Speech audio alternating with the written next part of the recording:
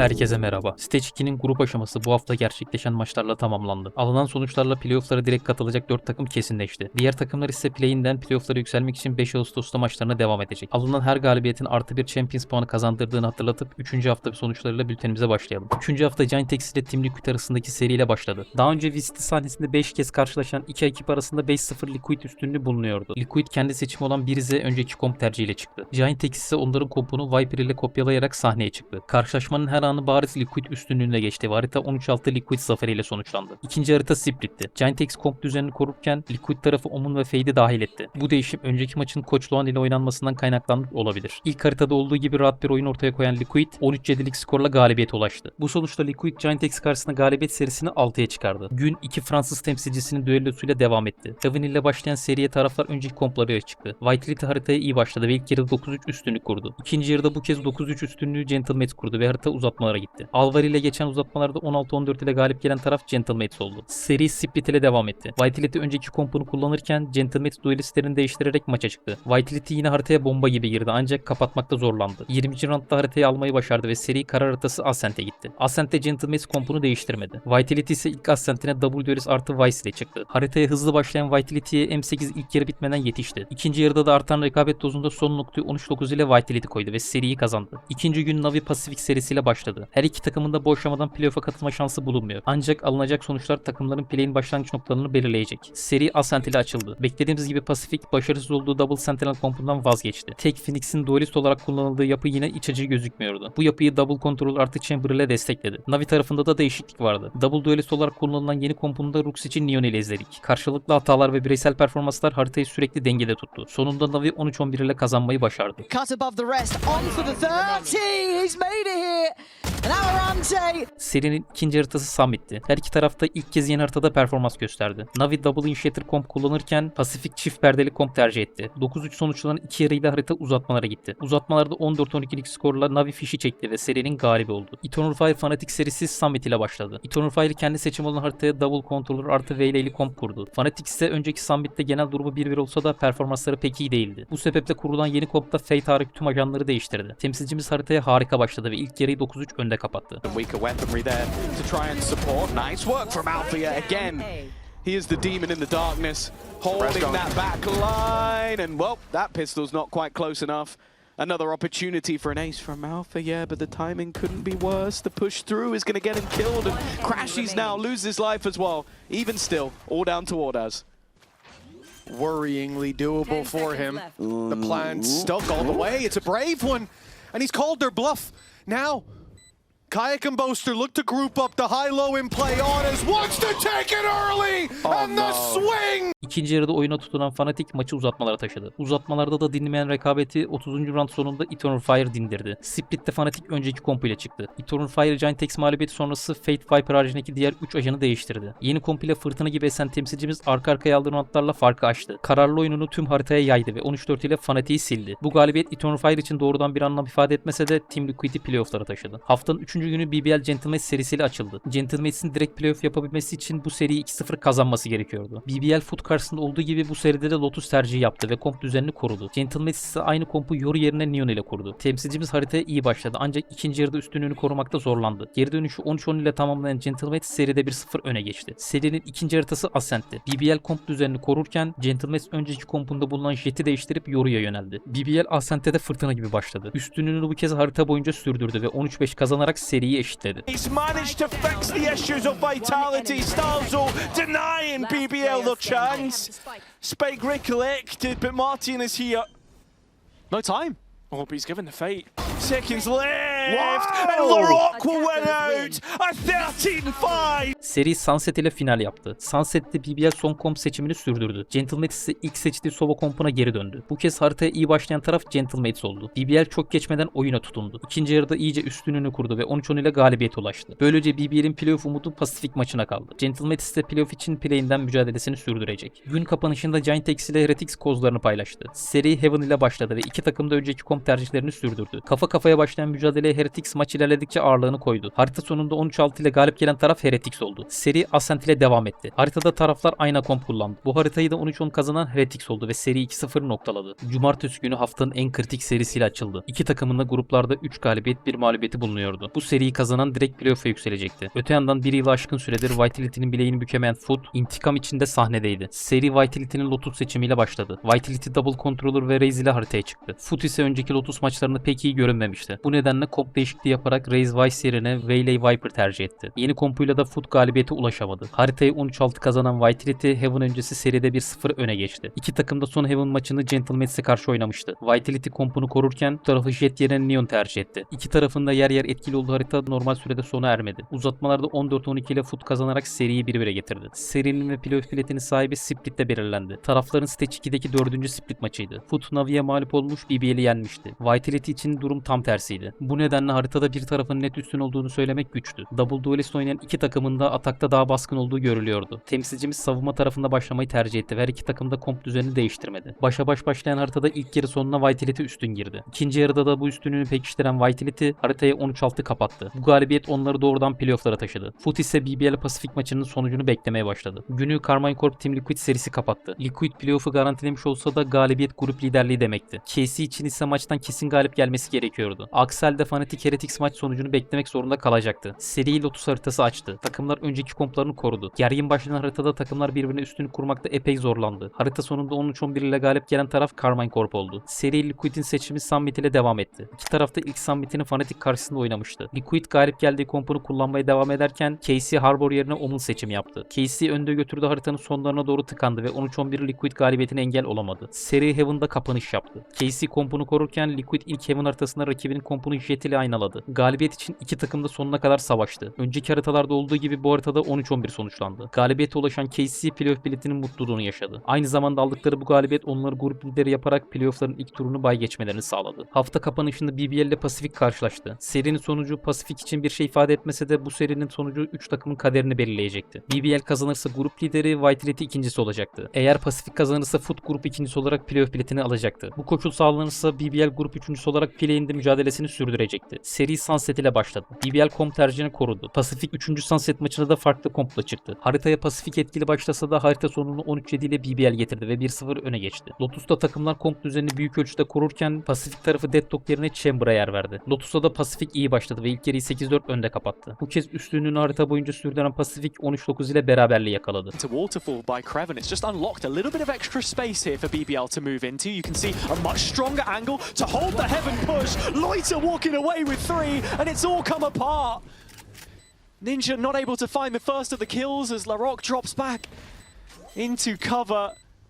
This duo have been almost impossible to get past. Ninja's found the first, needs the second clean. Damage onto Loiter. Is there time? Yes, there is! Ninja has done it right at the death. 13-9 with Pacific picking. Kritik seri Ascent ile sona erdi. Taraflar önceki komp tercihlerini korudu. BBL haritanın ilk yarısını 8-4 maç sonunda 13-7 ile kazandı. Böylece seri 2-1 kazanan BBL, Alpha grubunun lideri olarak playoff'lara yarı finalde başlama avantajını elde etti. Seri boyunca Pasifik'in gösterdiği direnç yer yer Foot taraftarını heyecanlandırdı. Foot playoff şansını plan aşamasından sürdürecek. Haftayı Fnatic Team Heretics mücadelesiyle kapattık. Playoff iddiası bulunmayan iki takımın kapışması onların grup sırasını belirleyecekti. Bu da play'in eşleşmelerini şekillendirecekti. Seri Fnatic'in Summit seçimiyle başladı. Daha önce Fnatic Summit'te 3 kez performans göstermişti. Ancak harita seçimi daima rakip takımdan gelmişti. Bu seride seçimin Fnatic'ten gelmesi neler vaat ettiği konusunda heyecan uyandırdı. Buna rağmen Fnatic kompunu değiştirmeden Eternal Fire karşısında kullandığı kompu tercih etti. Heretics ise ilk Summit'ine Double Duelist ile çıktı. Fnatic ilk yarıda 9-3 üstünlük kurdu. İkinci yarıda işin rengi değişti. Heretics'in hızlı saldırı roundları karşısında suskun kalan Fnatic geri dönüşe engel olamadı. Heretics Fnatic karşısında ilk Summit'ini 13-11 ile kazandı. Seri Ascent ile devam etti. Heretics komp düzenini korudu. Fnatic'te ise Cloud KO yerine Phoenix alarak Double Duelist kompa geçiş yaptı. Harita Riens'in Ace ile başladı.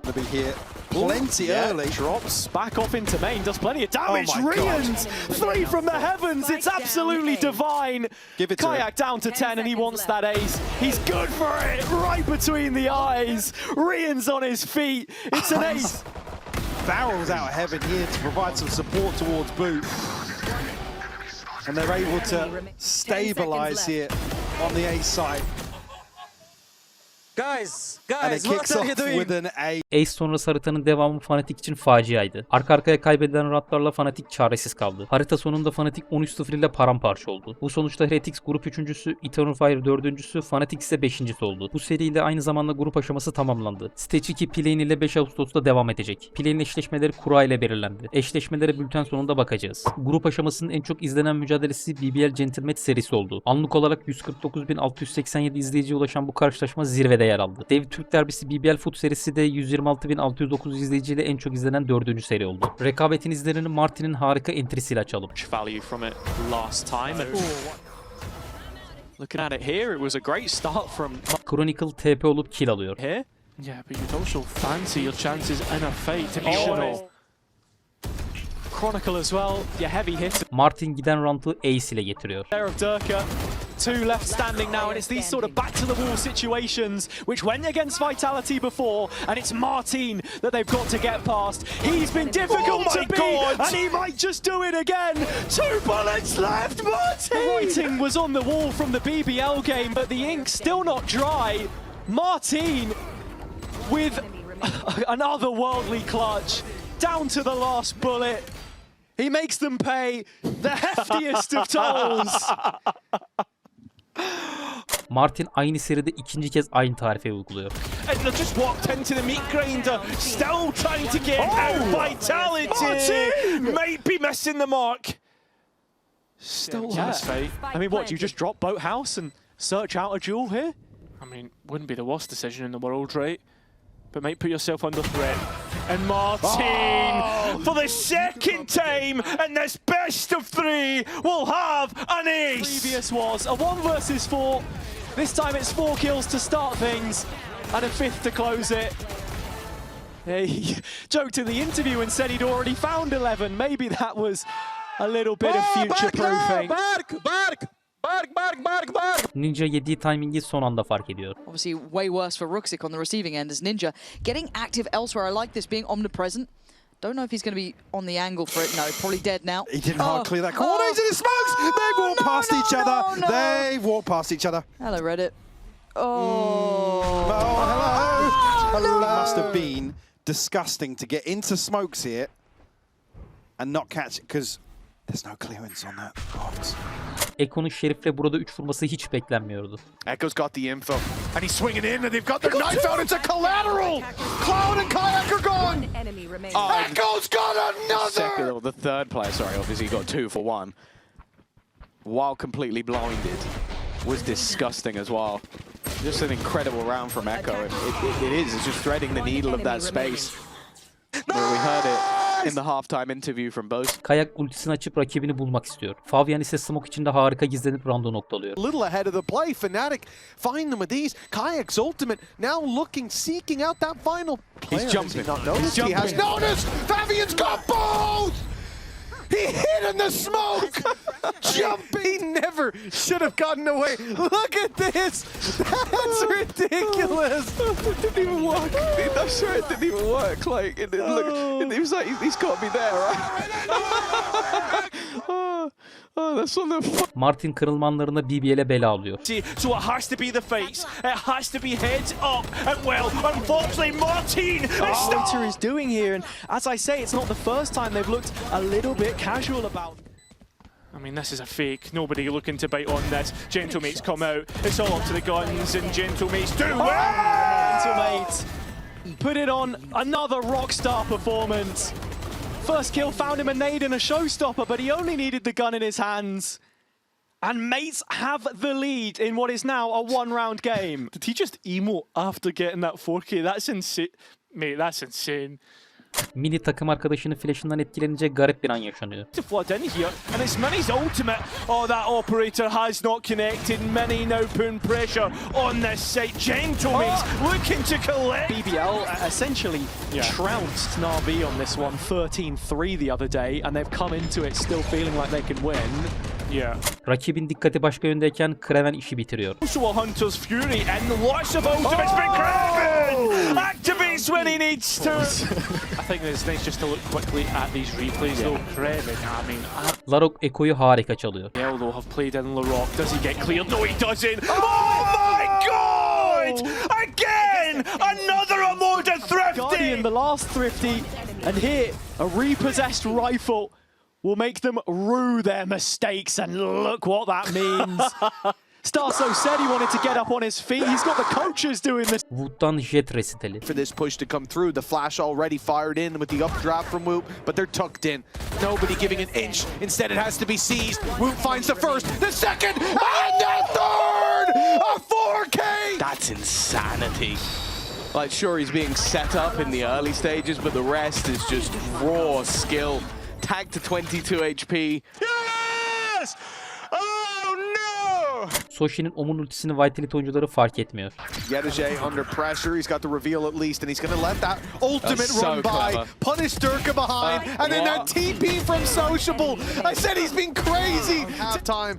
And one man who is feeling good now, let's see how he felt earlier, is Vlad, the coach. Fade ultisini sağır etme özelliğinden faydalanan Doşya TP ile rakiplerinin arkasına geçiyor. Sonrasında bu işi eline yüzüne bulaştırsa da Rando case'i kazanmayı başarıyor. Face your fear! I closed that. I'm already shot on. Dropping wall now. I'm right. Left, behind you. That main, and default. One enemy remaining. Oh. Spike down B. Bro, he was actually. Of course we are. Well, to be fair, I we'll mean, I see love if... the TP though. Yeah, the TP was audacious. Love that. Now, if Andy was actually at work today, which he's not, that would have been in slow-mo. Twice. I don't want to see it. Spike B'de You get what you're given. Kicks Liquid'e geçiş izni vermiyor. The same layout here. Kicks is in a really good spot in this, though. And it goes completely unchecked! Rewarded! And then... Extremely fine margins. The Kicks just runs away with Oh. it. Beautifully done. Doesn't even hold on to it too long. Unfortunately, Arbex can see. Grup aşamasının ACS lideri 265 ile Martin oldu. Onu 254 ile Lev, 246 ile Fabian, 245 ile Kamo ve 237 ile Riens takip etti. Alt sıralarda ise Jesse, Boster, Audas, Pipo ve Ross yer aldı. EMEA Stage 2 grup aşaması zirvenin sahiplerine göz atalım. Martin ACS lideri olmakla kalmadı, aynı zamanda en yüksek round başı hasar veren oyuncusu da oldu. En yüksek kill alan oyuncu 243 ile Levin oldu. Tersi istatistiği ise 218 ölüm ile Zeus sahip. Aşamanın asist lideri 132 ile Lloyd oldu. Bir haritada maksimum kill alan oyuncu 35 kill ile Alpha Share oldu. Alpha Casey karşısında 32 round süren split haritasında bu skora ulaştı. First kill'de ise Lovestruck 65 ile farkla zirvedeki yerini koruyor. Ona en yakın iki isim 50 ilk kana sahip Soap ve Purpo. En çok ilk kan veren oyuncu ise 62 ile Seven. Grup aşamasının sürpriz takımı bana göre Carmine Corp. 4 galibiyet ve 1 mağlubiyetle aşamayı tamamlayan Fransız temsilcisi playoff'lara doğrudan katılım sağladı. En kötü takım ise tartışmasız Pacific görünüyor. Pacific Esports 2026 sezonunda lige yükseldi. VCT'de çıktığı 13 seriden de mağlup ayrıldı. Bileğinde Türk temsilcisi Fireflux ile karşılaşacak. Bakalım ilk VCT galibiyetini bu kez yaşayabilecek mi? Grup aşamasının en çok tercih edilen haritası Ascent oldu. En çok yasaklanan ise Briz'di. En çok seçilen ajan Omul olurken Reyna, Killjoy, Teo, Iso, Gecko, Claw, Brimstone ve Mix grup aşamalarında hiç kullanılmadı. Bu kısımda şaşılacak bir şey yok. Diğer bölgelerde yer yer kullanılıyor olsa da EMEA bölgesinde Teo, Killjoy ve Brimstone unutulup gitti. Grup aşamasında gruplarını ilk iki sırada bitiren takımlar doğrudan playoff aşamasına yükseldi. Grup liderleri playofflarda ilk turu bay geçerek yarı finalden başlayacak. Diğer takımlar ise 4 VCL takımıyla birlikte play-in aşamasından playofflara yükselmek için mücadele edecek. Grup üçüncüleri play-in'de ilk turu bay geçiyor. Diğer takımlar ise çekilen kurallarla VCL takımlarıyla eşleşti. Burada her zaman olduğu gibi takımlar çift eliminasyon sisteminde kozlarını paylaşacak ve başarılı olan 4 takım playofflara yükselmeyi başaracak. Hexa Bülten'in bu haftaki bölümünün sonuna geldik. Bir sonraki videoda görüşmek üzere, kendinize iyi bakın.